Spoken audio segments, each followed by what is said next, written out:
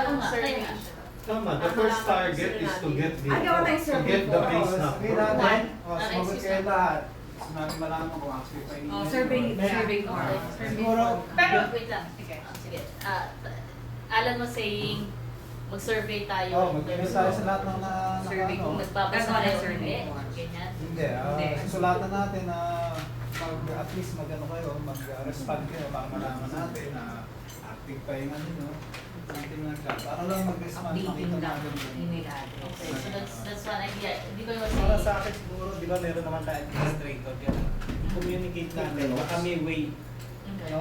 Para magkaroon nga tayo ng ano ng clean up o monitoring. Moderator na. Oo. Okay.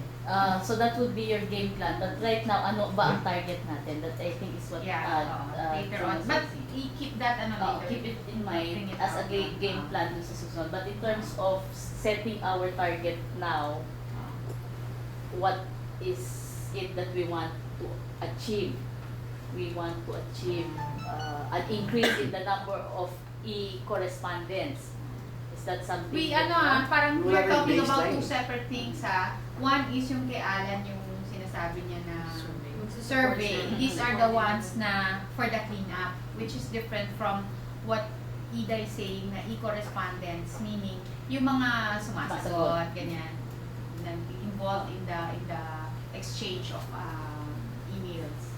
Yun. Pero how would we know? Wala So naman tayo sabi ni baseline. Digoy, we'll ask the moderators if there's a way to track it without manually saying, oh, ito si Mel, si Corinne, si Judy, ito yung mga for this Percentages month, lang, ito yung nag-email, di ba?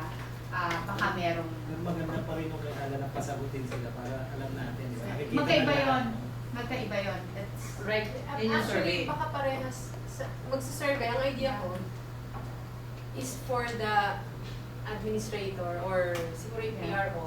Mag-survey siya, pero ask the questions nicely na parang gusto natin i-track kung sino pa yung active dun sa e-group. Active in a sense na nagbabasa, kahit nagbabasa lang. kahit nagbabasa lang. So those are Bumubukas.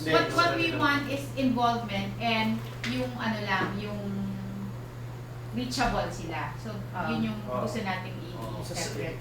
Sa survey naman, makikita rin ilang percent na nagbabasa, ilang Pwede. Pwede sumasagot. mo i-separate Parang yung isang nagbabasa lang at saka yung